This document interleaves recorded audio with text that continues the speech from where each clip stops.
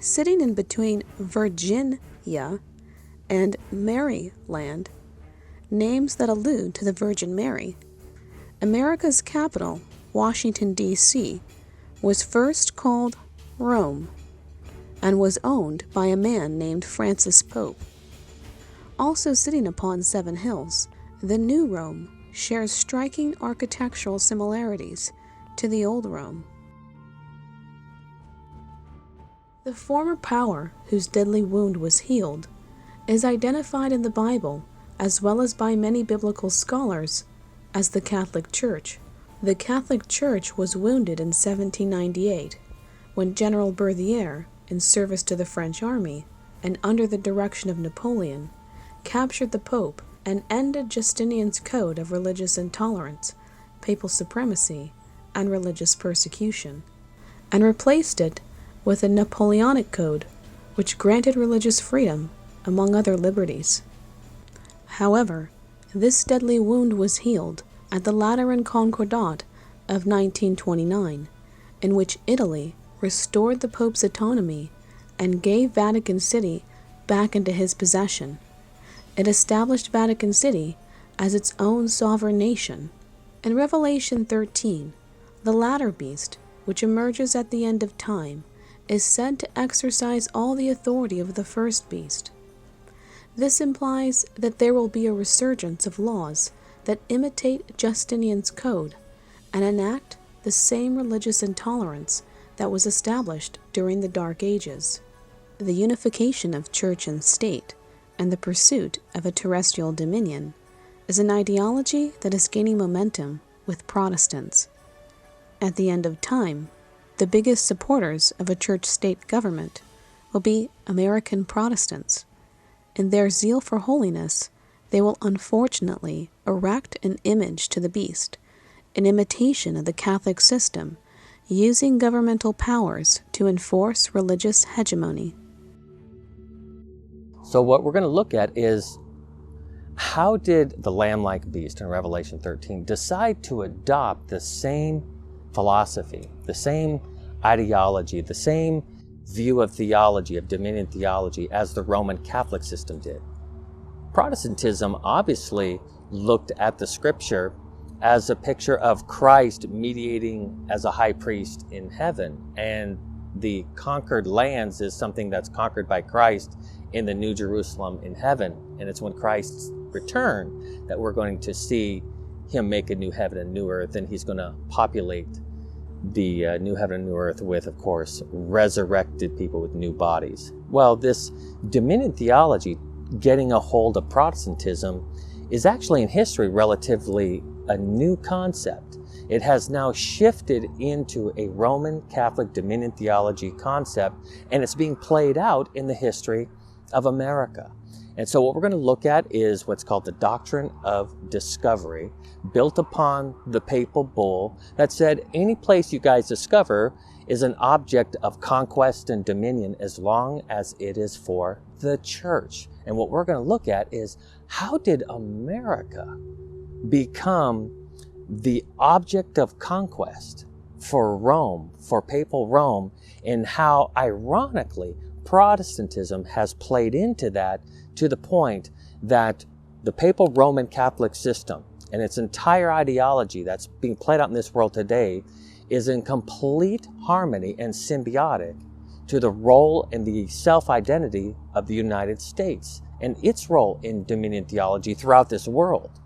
Well, what the key to looking at this, and what we're going to look into, is the Doctrine of Discovery that displaced all the Native Americans and deemed the United States as a, quote, Christian dominion for the Roman system. And we're going to look at that very, very important connecting piece of Revelation chapter 13. Whenever the Spanish government set out and colonized, they brought with them the missionaries. And in those days, missionary activity was deemed as part of the divine right of kings. It was deemed what we're supposed to be doing, spread the faith, that whole evangelistic thing. And so they always brought the priests with them. The priests actually served a pretty good function in the sense that you can say, too bad for the poor Indians, but the fact of the matter is, we were going to come. European people. We came to the east, and there was never going to be a choice where the Indians could say, look, oh, you guys stay out and let us stay out here in the woods. It's an inevitable kind of thing. It was inevitable. Right. Okay? Now, one of the features of the Doctrine of Discovery is the fact that when they came upon lands and it was inhabited by natives, they weren't actually considered people. Why is that? Well, they weren't Christians, and they weren't designated as written in the books of heaven and the registries of heaven. Just as the black slaves were only 3/5 considered peoples. They weren't considered peoples because they weren't Christians, and they weren't using the land to serve the mother church. So the Doctrine of Discovery never even saw the natives as actually peoples to be recognized, because the land was designated as land to have dominion over for the purpose of the mother church. The papal bulls of donation have been cited in various Supreme Court rulings to establish the legitimacy for land ownership in America. Who has the legal title to American soil? The United States government or Native Americans? So let's talk about how the Doctrine of Discovery in that 1493 papal bull started to play itself out in the United States. And it really came from the pushing of the natives across to the west, pushing them west and displacing them, and taking people like the Cherokee, the Choctaw, the various Indian groups, and moving them west of the Mississippi. And the very precedent for that displacement was in fact that papal bull of 1493, when natives would go to court and they would say, hey, listen, these lands were promised to us, we made treaties with you, why are you breaking these treaties? The precedent was always, at least as far as legally and in the courts, they'd always go back to that 1493 bull saying that these are Christian lands and you are heathen unbelievers, and therefore you don't have a right to those lands.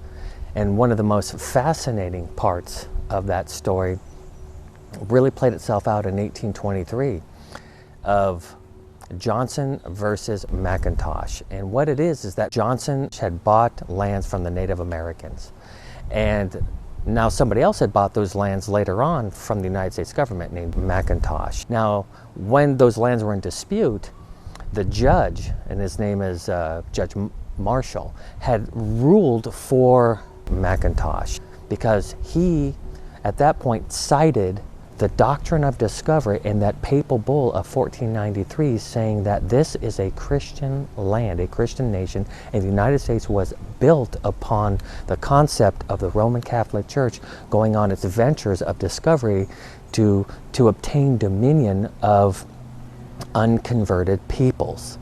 And so what happened was that showed you the precedence that for all land disputes, the bottom line is in the United States and throughout the Americas, as you'll come to find out, is that that papal bull is the very foundation of all law of possession of land in the United States. In the Johnson v. McIntosh case, the papal bull was cited by Chief Justice Marshall, who was speaking on behalf of a unanimous court. He stated 3 principles that legitimized a nation's right to seize and own land.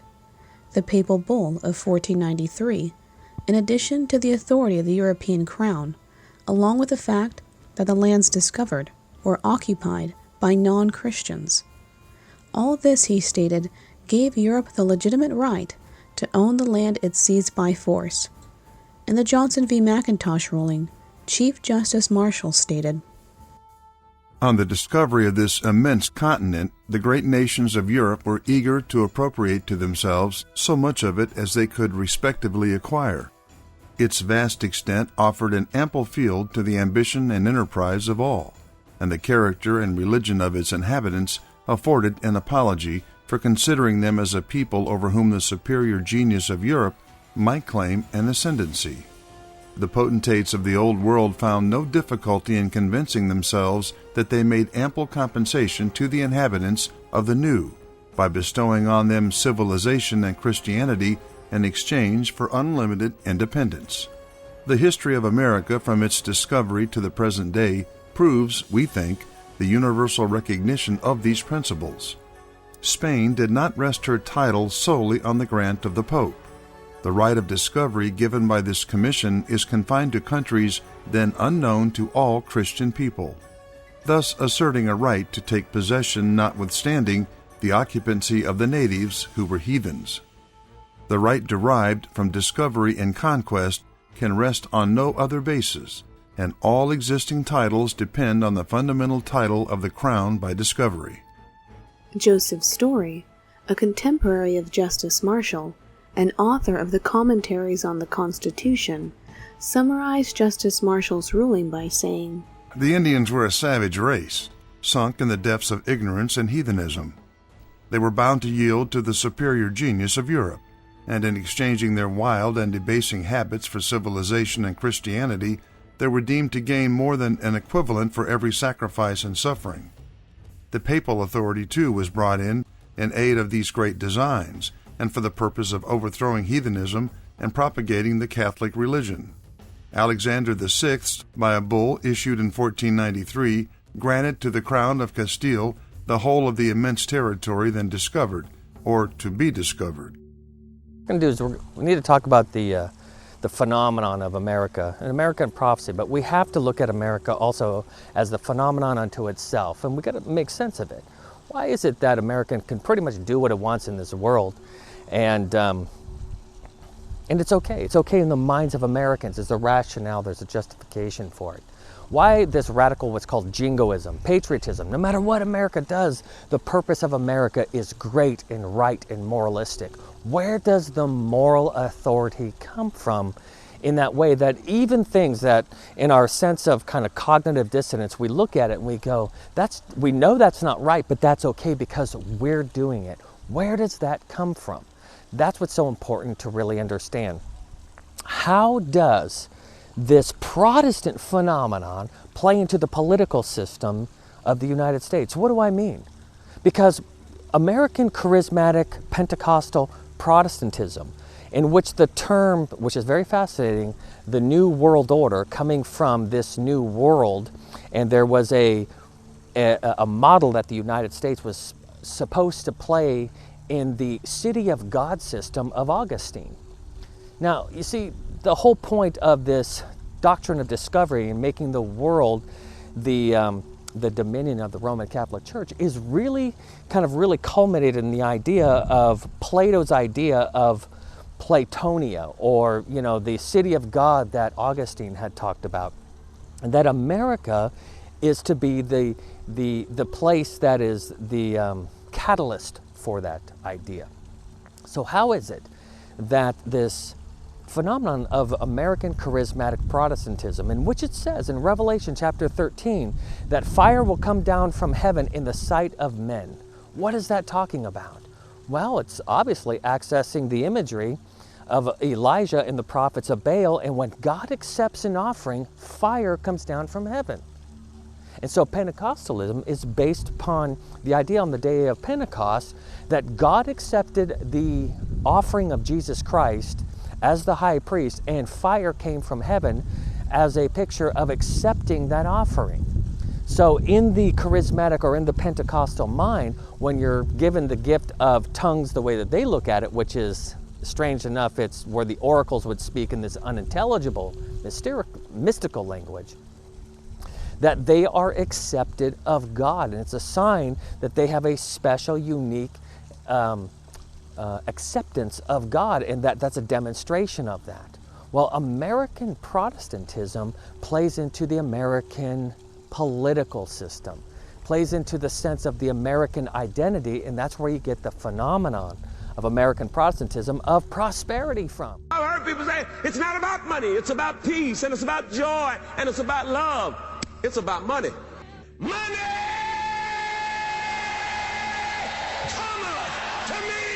To recognize what this Bible is saying. God is trying to put glorious material wealth and blessings into our hands. Plays into the sense of the American identity, and that's where you get the phenomenon of American Protestantism of prosperity from, because we are to prosper here on this earth. We have been given the dominion. They have adopted the dominion theology of Roman Catholicism and believe that we should receive all of the wealth of this world. What is here in this world? So therefore, that's where you are getting this prosperity theology from. It is unique to America because of the identity that America has as this very unique new world order that is to basically be a model for the rest of the world. How can people from all different cultures and all different, economic backgrounds and all different ideas and thoughts and philosophies all be brought together and melded into a system that works? And they see these United States as a picture of the ideology for that. And it was built upon, if you read Samuel Zane Batten's work on the New World Order back after World War I, and the whole picture of bringing the world together after a great world war that's to bring peace, right? The war to end all wars. And so they have the whole League of Nations that turned into the United Nations. Well, this is all an American concept, and we want to basically import that concept to the rest of the world. So what do you have? You have the United States to this day going out throughout this entire world to be an upheaving nation like this Re'em. And it is breaking up the ground of all of these countries, and whatever influence it might have of displacing kings, displacing presidents, putting in a new regime. And the idea of that is to create the chaos, and from that chaos, in other words, you create the problem, and then you create the reaction, and then you come in with the democracy solution. And it is this picture of Christian democratic dominion theology. The Hegelian dialectic is a threefold process of problem, reaction, solution that governments often use to create a collective consensus. Hegelian dialectics is used to describe the linear evolution of ideas, a new consciousness that emerges as a result of contradictory ideas participating in the problem-reaction-solution cycle.